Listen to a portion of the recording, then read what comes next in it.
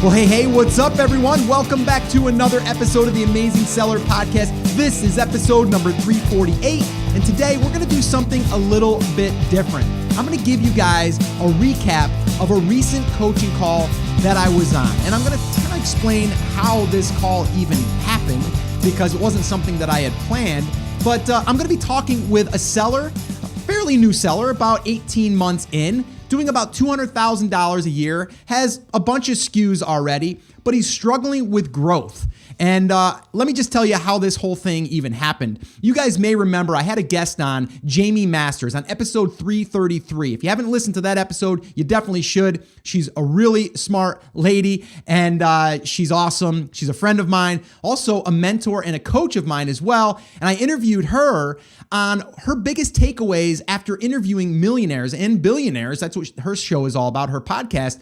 And she talks about the top 3 millionaire mind hacks and how to apply them to yourself. But the cool thing is she reached out to me and she's like, Scott, I do this high-level retreat every year for six-figure business owners, and I've got someone that's coming in that needs help with Amazon stuff. And I was wondering if you would give me an hour of your time and spend with this guy. And his name is Christian. And I said, well, of course. You've done so much for me, and I would definitely do that. And I just love talking about this anyway. So definitely let's schedule this thing. So she had him create a video to kind of give me a little bit of a recap of like where he is in this journey and who he is as a person and family and all of that stuff. And the crazy thing is he's actually a listener of the show. And he's been a longtime listener, a fan, all of that. So it really made it even that much more special. And it really got me fired up to sit down and talk to Christian. And that's exactly what we did. We sat down for an hour, maybe even a little bit longer than an hour. And we talked all about his business, where he is in life, and how we can take him from where he is now and move him to where he wants to go. And I'm going to give you guys a recap of what that looks like and kind of what we talked about. Remember, he's a seller right now on Amazon only, and he's doing $200,000 a year, and he thinks he can definitely grow that, but he's having some sticking points. He's having some questions in his mind, like what should I do here? What shouldn't I do? And all of those things. So that's what we're going to dig into. Now, before we jump into this recap that I'm going to do here, I've got some notes here that I'm going to walk through with you just so I can remember what we talked about. I kind of made notes so I could kind of guide you through what we talked about, which I think you're going to find really interesting. But the show notes for this episode can be found at theamazingseller.com/348. All the transcripts, as usual, will be there. Any links will be linked up there as well. The other thing I wanted to do really quickly, and it's going to really go hand in hand with what we talk about today, a lot of the recap, is we actually are doing a live TAS event and meetup in North Carolina at the end of June, third week in June. I don't have the exact date yet, but it's looking like the third week in June. If you are interested in doing an unofficial meetup with us, a TAS meetup in North Carolina, it's going to be around the Charlotte area. Head over to theamazingseller.com/live, and you can see all the details there, where it's going to be. We'll update that page. If you're listening to this after June of 2017, you can still go there, and any upcoming live dates will be there. But the other part of this is we're going to have a second day that we're going to be hanging out. We're going to be doing a workshop. A lot of you reached out to me and said, Scott, when are we going to do the next TAS Breakthrough Live? Well, this is going to be kind of like a Breakthrough Live, but we're going to custom tailor it towards building your launch list and how to actually build that funnel out. And we're going to take one day with 15 people, and we are going to teach it, and then we're going to actually build it, and then we're going to actually help you build it.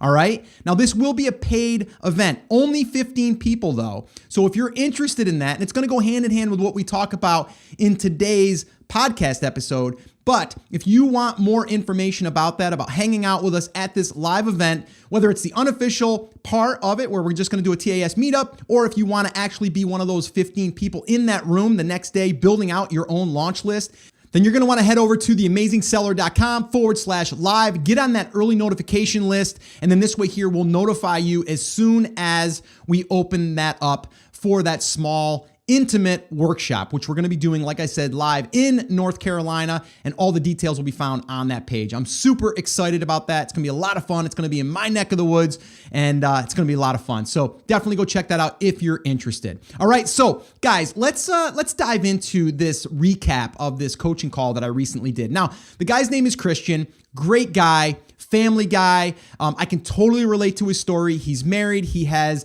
I believe it was a son, and young, not that old, I think under 5. And, again, just wants to enjoy more time with his family. Now, he's currently running a full-time marketing agency where he's building other people's businesses or helping to build other people's businesses, not in Amazon, just how to build their business, like social media stuff or website stuff, like a whole bunch of different things. So he's got a full-time agency. He's running VAs, all of that stuff. So he's a busy guy, but he's working for clients, right? He's doing client work, which is fine.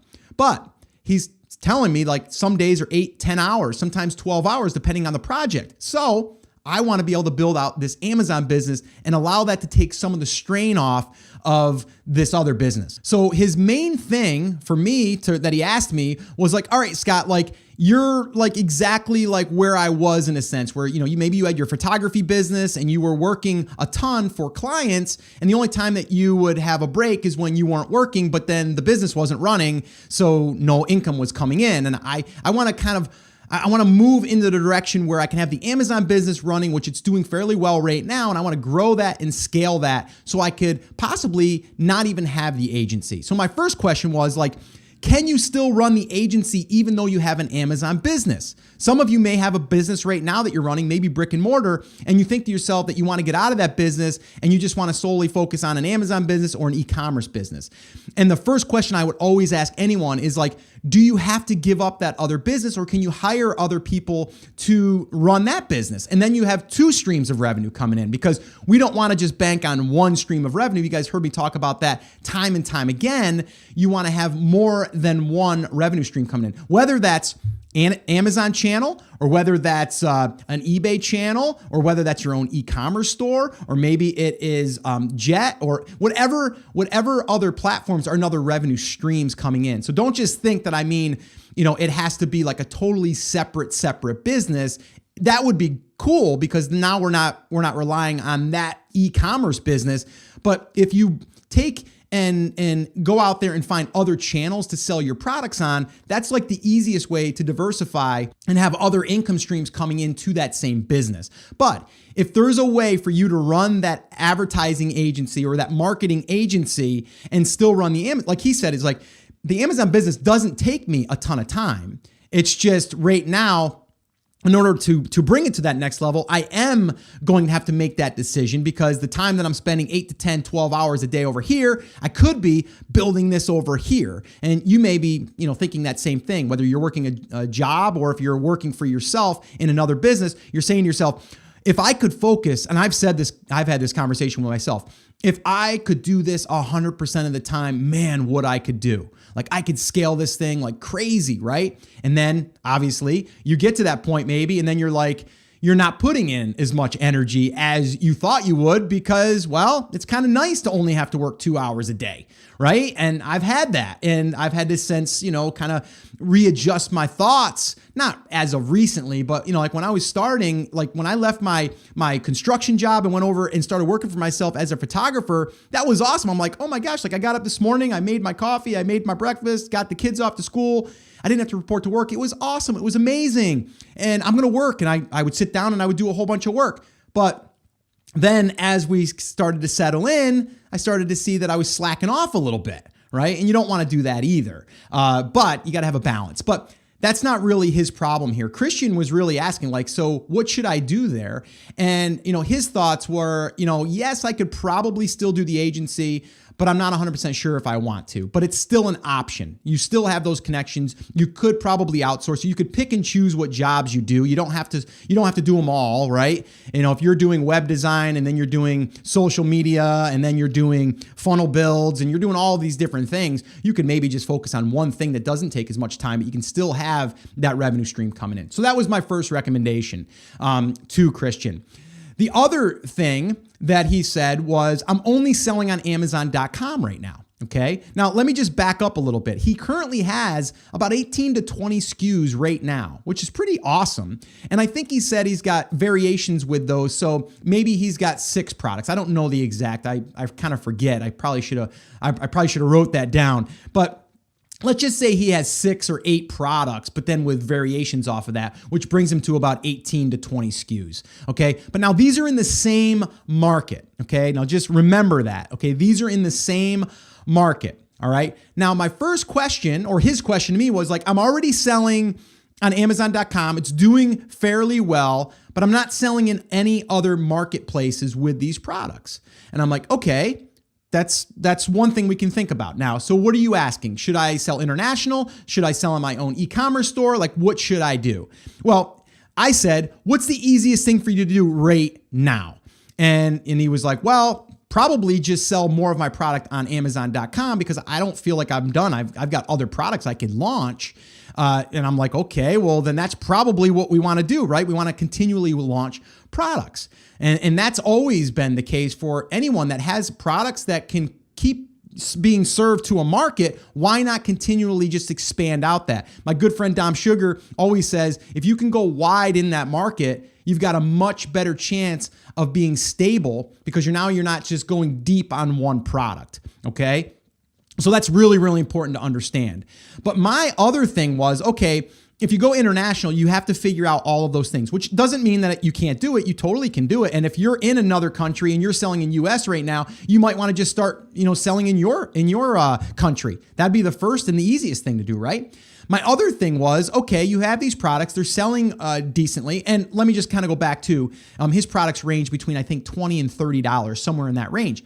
But he also brought up he's got one product right now that he just launched because he's seen it was selling. He thought he could sell it. He thought he could make a good margin. It's a more expensive product. It's a bigger product. So it's going to cost more money. He did that and it's selling. It's selling well. Okay. But the problem is it's taking a lot of his capital.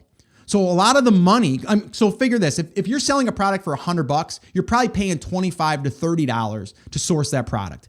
And you're having a lot less of them shipped in, depending, because they're oversized or they're bigger. And now you got less in inventory and then, in stock. And now you have to worry about, well, if I don't get rid of these things in time, I have to pay long-term storage fee. And that can add up because it's a bigger unit. So you have all of these other things, that you're considering. So my question to him was, okay, well, you have this one product. It's not related to your current brand that has 18 to 20 SKUs. You're telling me that you can launch 10 more SKUs in that brand, but you have this one over here that kind of sells. Maybe you sell 1 or 2 a day. It's still selling and you're making a good margin on that. But in order for you to buy another 300 or 500 units, you got to take a lot of capital and invest in that. And it's a slower moving product where you got 2 sales a day, let's say, but it's still selling. So his question to me actually was, should I just pause that for right now and take that money? Because I could probably launch 3 or 4 products in that other brand with the money that I'm investing in this other product. So my first thought was, well, if you want to continue to sell that product, maybe you want to find an investor. Maybe you want to find someone that or someone that would be willing to say, you know what, I'll take 20% of whatever margin you make and I'll just lend you the money. Like that'd be an easy one, right? So don't not sell it, still sell it, but you're going to have to find outsourced funding because your one brand, you don't want to have to pay for the other brand necessarily, if that makes sense. Hopefully it does. So, and he kind of said it to himself. He's like, and he said it to me, he's like, if I took that money, that $25 or $30 per unit that I'm investing in that one product, if I could take that money and launch 3 more products, I think I could sell more in my own brand. I'm like, well, you almost answered your own question. That's definitely what you should be doing. It's not saying you can't go and sell the other product, but you have to find another source of as far as money goes. You have to find an investor of some kind or some other channel of money other than taking the profits out of the one and bringing it over to the other one. If you keep going at that pace, you're always just going to be taking the one, making the money, and then funding the other. And you don't want to do that. So that was something to definitely think about. And I think he's definitely on the page of saying, you know what, I think I'm going to take that money and invest it in 3 more products in the current brand. So the other question I had for him was, do you have an email list in your current brand, or is everything basically being done through Amazon.com? And he said, I have no brand right now currently. I mean, I have a brand name, but I don't really have a store yet. I don't have an email list. I haven't done any of that stuff. I haven't done any Facebook ads. I haven't done anything. And the whole thing that Jamie wants at these retreats is for them to have something to focus on and then accomplish before they leave the retreat. That's what she wants them to do. So you're going to hear here in a second how he totally took my advice and he's running with it, and which is really awesome. But he doesn't have an email list. He doesn't really have any brand kind of established yet, even with 18 products. And he also said that his market would definitely be hanging around Facebook groups or Facebook pages. And I'm like, okay, so now we can do exactly what I'm saying as far as building an email list and then communicating with that email list, having a weekly email go out to them, giving them tips, advice. You're being the reporter. You are going to be the reporter of your market. This way here, you don't have to create all the content. You just have to go find the content, point people to the content, and then in a PS on that email, you can say, oh, by the way, we're having a 25% off sale this Friday or this weekend or something like that. If you guys are listening to this and you are in a similar place as Christian, you definitely want to be building that email list like almost from scratch, like right from the start, because there's so much power and leverage in that email list that now, number one, you're not depending on Amazon 100%. You're controlling the traffic and you can boost any listing you want. You know, obviously, if the people want your product, which I think they will, you're going to be able to do that whenever you want. So now you can play around with your ranking. You can go ahead and start getting sales. The more sales you get, obviously, the more reviews are going to come in because you're going to probably have your sequence in place on the back end to communicate with your audience. And then through the email, you're going to be able to follow up with those people and see how their experience is. You can probably do surveys to that list and ask them about your next product that you're going to be launching. Would you guys like this in red, blue, or yellow? Or what texture do you guys think is the best one? Or what one do you think that your spouse would like? Or whatever your market is, you can custom tailor that message to let them give you feedback. You can also do that on a Facebook page or a Facebook group. There is so much power in being able to reach out to your customers and ask their feedback and letting them see what you're potentially going to be selling or launching. And then from there, let them be part of the process. I can't stress that enough. That's a huge, huge tip there, guys. Let them tell you what they want and then give it to them. Like, it's that simple, right? But you can't do it unless you have an email list. So I said to him, all right, here's the deal. Do you have a product right now that you believe that people will maybe put their name in for a discount? And he's like, yeah, they might do that. And I'm like, all right, how much does your product sell for? He's like, $20 to $30. I'm like, all right, if I'm going to give away a product for free, it's probably not going to be that like crazy where people are going to go nuts over it if you just give away that product. But if you can do some type of giveaway related to your product, now pay attention here. If you can do a giveaway that's related to your product and maybe even having that bundle where your product is included so they're aware of your product, now we're on to something. So what I said to Christian was, I was like, you have to find something that's related to your product, but big, okay? I don't mean big in size. What I mean is in value. Like, you want something that's valued over $100, preferably up to $200. Now, you are going to be buying these products. These are going to be physical products that you're going to buy and have in your possession. But now you're going to set up a way for them to enter their name and email address. So this way here, they have a chance to win this grand prize, this giveaway, this bundle of products that are related to your product and maybe your product being included. All right. So now we're on to something. Now, I also get this question from people. They say, well, Scott, isn't that just going to attract people that want stuff for free? And the answer is, yeah, some people will on that list that you're building will be people that are just looking to get that thing for free. But here's the deal. If you target it correctly, meaning if you target people that are in your market, you're getting people to raise their hand in your market that say, I'm interested in this stuff. Okay. I always go back to the fishing example. If you're selling fishing gear, if you're selling a tackle box and you want to get people that are interested in fishing, and I'm saying like competitive fishing, let's say that people that do bass tournaments and stuff like that. Well, there's certain, fishing rods that market is like, they're loving right now. Like there could be a magazine that has like five different, fishing pole shootout or something. They have that for cameras and stuff like that. You find this like really, really like popular or very, in demand fishing rod. And then that's going to be part of your giveaway. Maybe you pay $100 for it, and then you add in a fishing vest for bass fishermen, and then maybe you throw in a net, and then maybe you throw in your tackle box, okay? And now you have this big value of $200 or $250, and now people are going to raise their hand because they want to win that thing because they're in that market, because you targeted those people in that market. Now, a lot of people say, okay, so what does that do for me really? Like, what happens? Like, do I get to sell them stuff? And the answer is, yeah, you can. But the thing is we're just trying to attract the right people so they can give us feedback on future products. Or if they don't win this contest, we can follow up with a special offer. Hey, sorry, you didn't win. Thanks so much for entering, but we're going to still give you something because you entered. We really appreciate you taking the time. Here's 25% off our tackle box. It's valid for, it's available for the next, 24 hours or something like that. You can do that.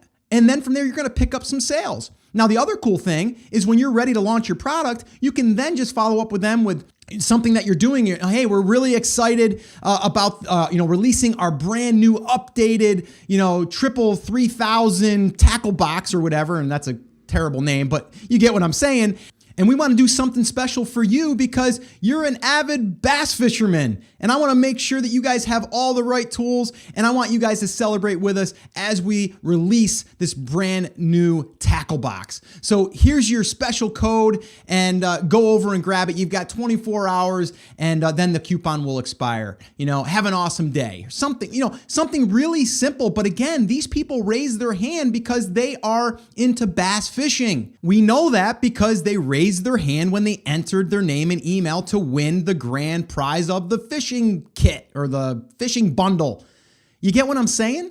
So that's what I told Christian. I said, listen, you have to come up with that thing. He's like, oh, I totally know what I could give away already. And I'm like, all right, cool. That's step one. And step two is how are you going to collect the email addresses? Well, you have to have a landing page. What's a landing page? A landing page is a place where people land when you send them there, a web page of some kind, and then they enter their name and email address. Now, I'm not going to go into all of the steps here, but if you want to see how everything is kind of put together, we actually did a workshop where we actually share this with you, and you can find that by going over to theamazingseller.com/build list, and it actually walks you through that. I'll actually show you a case study and all of that stuff there too. Again, just to save time here because I want to be able to finish up on this recap.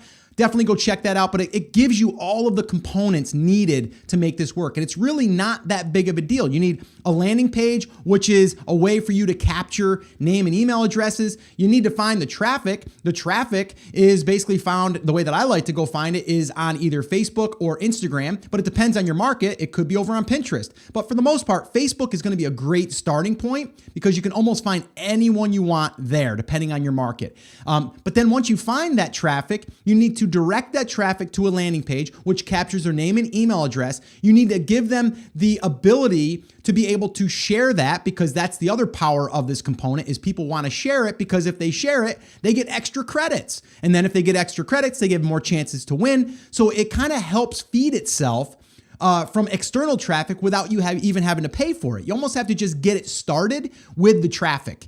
And that traffic can be found, like I said, on Facebook. Facebook ads are super easy to get going. And again, you can just go find a group or a page that is related to your market and target that page or that fan page. That's the easiest way to get started. The other part of that is once you, and again, not to get too technical, but once you get some email addresses, like let's say you get 250 email addresses, which shouldn't take you that long, you can then upload those into Facebook ads, and then you can go ahead and start finding lookalike audiences. And then that can expand that 250 emails to 1,000, to 5,000, to 10,000, to 100,000.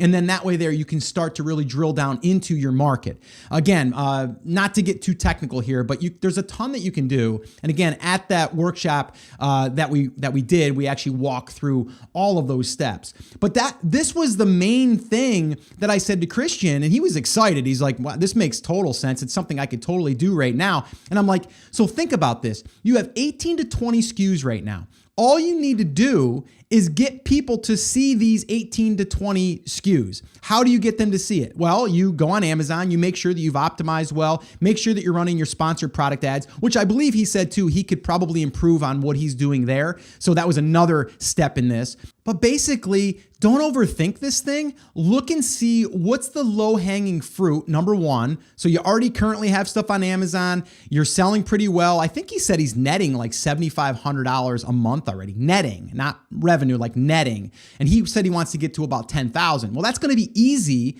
especially if now he can drive his own external traffic to these listings, because these listings probably aren't getting all of the sales that they could get if he had more ranking to help him, or more sales to help him rank, and then get more organic sales on Amazon. See, the outside stuff can feed the algorithm inside of Amazon.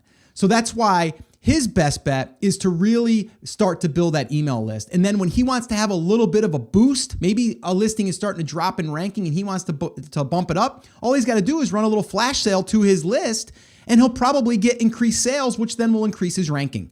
All right. And then it'll also help his reviews, and it just kind of starts to feed itself. All right. So that's the biggest thing that I gave him. And he was like, ready, set, go. Like, let's do this. And he gave me an update after we had this, which he loved it. He was excited. He couldn't wait to get off and start implementing some of this stuff. And that's what he's done at the retreat. He sent me screenshots of his landing page that he already created. He already went and found his targeting as far as his Facebook ads. And he said, I'm ready to go. So I can't wait to hear how this works for him. I think his market definitely will lend itself to this type of email list building. So this way here in the future, he can, like I said, drive people not just to his listings to buy stuff, but also to engage with his audience and learn more about the audience so he can launch more products successfully, right? And then eventually he can start running his own traffic to his own e-commerce store and his own sales funnel. Because the other thing I asked him, here was another part of this call, are there products that someone would buy one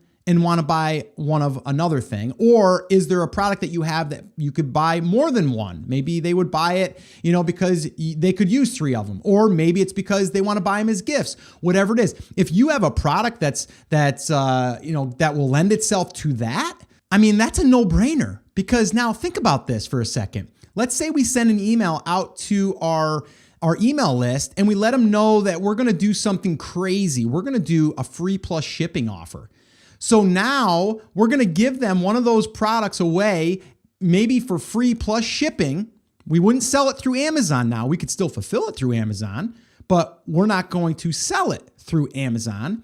And then we would have a page set up that would say, just pay for shipping and we'll send you one of these for free. Now, why the heck would you do that? Well, on the back end of that, we can say, hey, before you go, we've got a special offer for you. Seeing that we're going to be shipping you one of these, let us throw 2 more in there and we'll just charge you $29.95.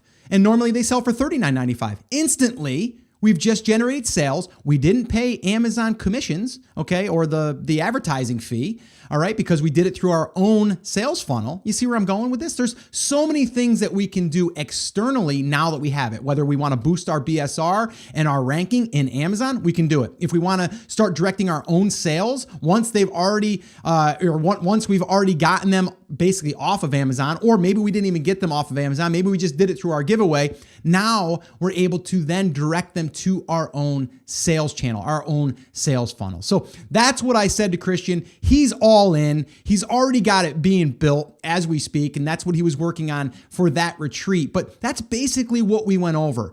And again, and that's what Jamie really taught me, is like, there's so much more that we can do, but let's not focus on all of that stuff. What's the thing we can do right now that's going to move the needle? Like, what can we do right now that's going to move the needle for you? Whether it's sales, whether it's, optimization, whether it is how do you grow more products, like whatever it is, you have to figure out what that one thing is that you can do like right now and double down on it.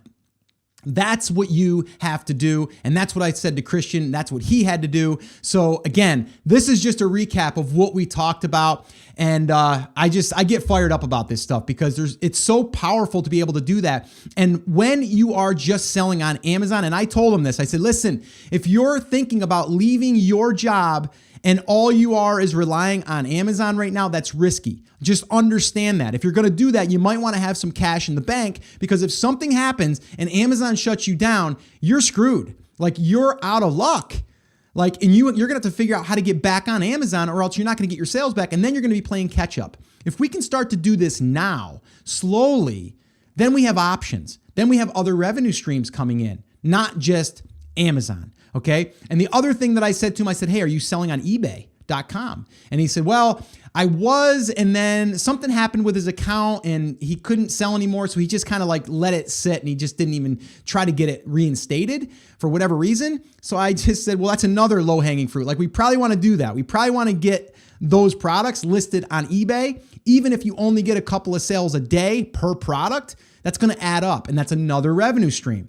So anyway, guys, hopefully this is giving you a little bit of an insight as what it looks like when you're at a certain level, like $200,000 a year. And it's funny because I've got people that I've coached that they're doing $100,000 a month and they still haven't built their own email list. They're still relying on just Amazon, and they know it's risky. I had one guy say, Scott, I'm hooked on the Amazon crack, like the drugs, like that's what I'm hooked on. It's like, it's so easy to get comfortable, because once the sales start flowing in, you just expect that they're going to continue to flow in until something bad happens. And then it's like, oh my gosh. And then you can't focus because everything is just turned upside down. And we don't want that. Like, I don't want that for you. I don't want that for me. I don't want that for anyone. So definitely, this is something I think everyone should be focusing on. And even though to some of you it may seem overwhelming, it's really not. Once you figure out like what the offer is, what the giveaway thing is, that's like one strategy. You don't have to use that strategy. If you have a product that sells for $75 and you want to do a free offer on that and just start collecting emails on that, then do it. Like that's fine. Or if you want to even do like 50% off your item and start building an email list that way. Like, so many people say, Scott, why wouldn't I want to drive like Facebook ad traffic directly to Amazon listing or my Amazon listing? And my answer is, well, number one, if they don't buy, you're hurting your conversion rate. That's number one. Number two, that's a great opportunity for you to snag an email address, because now you're able to intercept it and say, I'm going to give you this 50% off in exchange for your email address. And then most people, that's like common. Like, if you want to get, if you go to Applebee's website or, I don't know, another chain restaurant, they're going to give you like a free appetizer if you put your name and email address in. Why do they do that? So they can communicate you with future deals. Like, we're all kind of conditioned for that. So you can do that too. There's 100 different ways you can do it, but you have to figure out which one's going to work best for you. I've found that the giveaway of a bundle related though to your product, that to me has been the best as far as getting a large volume of email addresses. And then again, not to get too technical here, but there's so much we can do with those that even if they don't convert to sales, we can take those email addresses, we can upload those inside of Facebook, and then we can start to retarget those people. So imagine having a billboard sign in front of all of those people that we know that are interested in our market. And if they didn't buy our one product, they might buy our other product. And we can continually swap out different offers to those people on a daily basis. And the only time I'm going to pay for that is when they click on that ad. I'm not going to pay for every time it's shown and displayed, an impression as we call it. I'm only going to pay if they click on it. So guys, I can continue to go on this because there's so much that you can do, but I just wanted to give you guys a general recap of what I talked about with Christian and that entire conversation and what it looked like. And I thought it would be beneficial to you guys and helpful, and hopefully it has. And I also wanted to, thank Jamie for allowing me to do that. It was really fun, and Christian was an awesome guy. I feel like I know him really well now, and he's been a listener of the show ever since the beginning, and I love it. I mean, someone listening to the show, taking some of the advice and then applying it and taking action, and now doing $200,000 in growing a year and 18 SKUs up to 20 SKUs, whatever he's got, and he's going to be launching more. So just really feels awesome to be able to be a part of this. And I just want to thank everyone in the community for allowing me to continue to do this. I generally love it, and I care about you guys. I really, truly do. I want to see you guys succeed. All right, so that's pretty much going to wrap up this episode. I want to remind you on the show notes, if you want to download the transcripts or the show notes to this episode, head over to theamazingseller.com/348. And the other reminder is, if you want to attend one of our live events, one of our live workshops, the next one we're going to be doing is going to be building this exact same thing with you and alongside you. So if you're interested in that, head over to theamazingseller.com/live, and you can get all the details there on that workshop and upcoming workshops that we're doing, plus any unofficial meetups that we do. So get on that early notification list, and you'll be notified when we announce that stuff. All right, guys, so that's it. That's going to wrap it up. Remember, I'm here for you. I believe in you, and I am rooting for you. But you have to. Come on, say it with me. Say it loud. Say it proud. Take action. Have an awesome, amazing day, and I'll see you right back here on the next episode.